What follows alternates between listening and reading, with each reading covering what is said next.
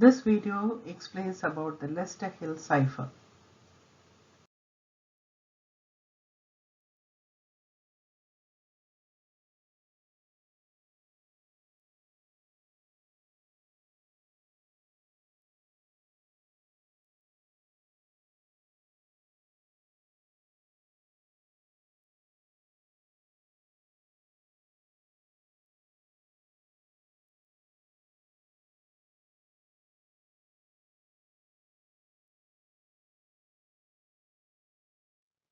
The Lester-Hill cipher is method 7, and I have created series of videos which will explain the introduction to cryptography, where I have explained 6 different methods like Julius Caesar method, monoalphabetic method, polyalphabetic method, Bayes vagueness cipher with the auto key or keyword method, linear cipher method or affine cipher method, and let us learn about the Lester-Hill cipher.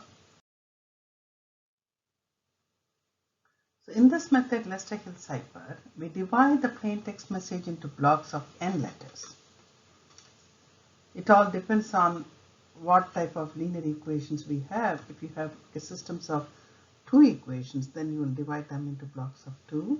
If you have systems of 3 equations, you will divide them into blocks of 3. Fill the last block by adding dummy letters like X or Z. To encrypt, use n linear congruence in n variables. Example, for blocks of 2 letters, use 2 linear congruence in 2 variables. Like C1 is AP1 plus P2 mod 26. C1 is a encrypted word, P is the plain text, and C2 is CP1 plus DP2 mod 26. So in linear or affine, we'll have only one congruence equation, whereas in Lester-Hill cipher, we have systems of linear equations, maybe a congruence equation of 2 variables or 3 variables, etc. Now let us take examples of just 2 variables. So we'll have just 2 congruence equations, and we have to divide the plain text into blocks of 2, 2, 2. Now let's take this example 1. For a given congruence equation with the result C1 congruent to 2P1 plus 3P2, C2 is congruent to 5P1 plus 8P2, both mod 26. We are trying to encrypt the message by now, and we know that each letter is numbered like this with mod 26. So by now, when you divide into blocks of 2, and if you take this first block, maybe a second block and the third block, each block, let us consider them separately. In the first block, I can find what is my C1. C1 is 2 times P1. 2 times P1 is here, plus 3P2, which is 62. When you consider mod 26, it is 10. So that is my first C2. And for C1, and then C2 can also be obtained. So we get the value for C1 and C2 in the first block. The same way for the second block, again I can use the same congruence equation, find the values for C1 and C2. And the same way for the third block also, I can find what is C1 and C2. So we can enter those values C1, C2, C3, C1, C2, C1, C2 for each block. So combining everything together, we get the encrypted message as KJJQQM. Now, we can do the same problem using a different method. Let us take this congruence equations. So in order to encrypt this, we can make use of linear algebra, matrices. So the first congruence equation 2 can be taken as the coefficient matrix 2, 3, 5, 8, and that has to transform all these elements in my message. So for B it is 1, for U it is 20, for Y it is 24, N it is 13. So I have got 3 blocks here, so 3 columns. So when I multiply, I get this as a 2 by 3 matrix. In modular arithmetic, I have 10, 9, 16, 9, 16, 12, and you know that 10 is nothing but k.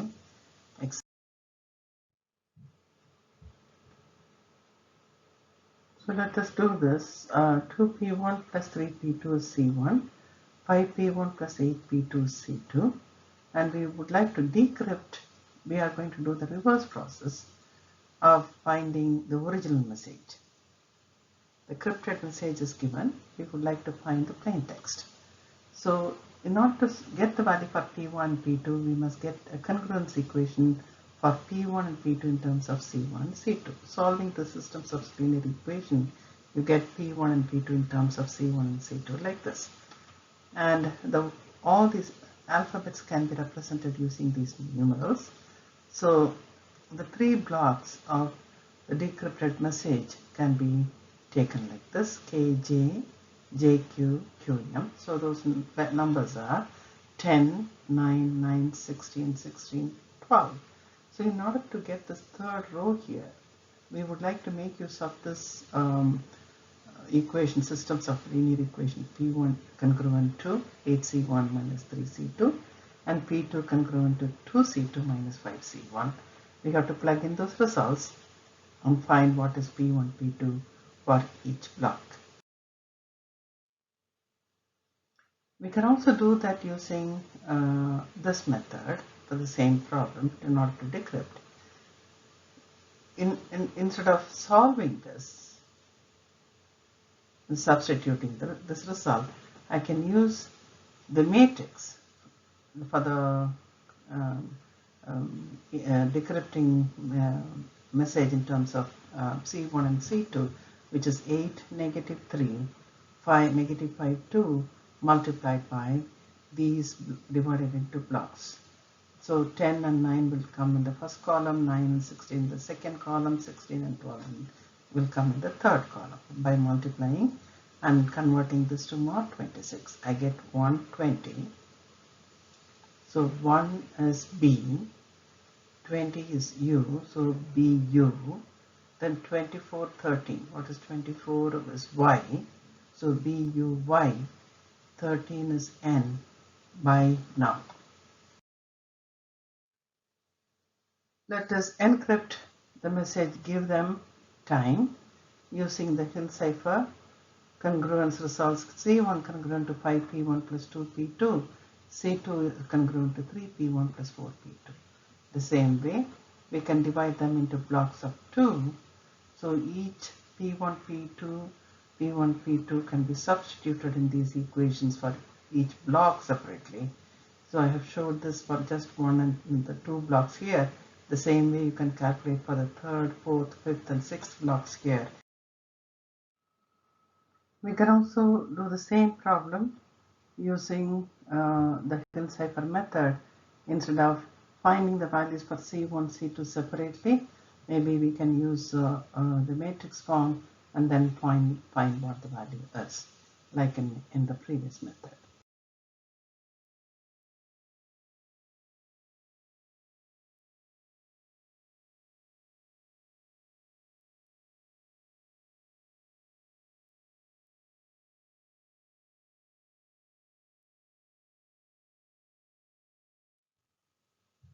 Now, if I'm trying to do the get the plain text, that is, if I want to decrypt it, I need the value for P1 and P2 in terms of C1 and C2, and then dividing that into blocks of 2, I have a matrix form, and then I can multiply them and get the answer.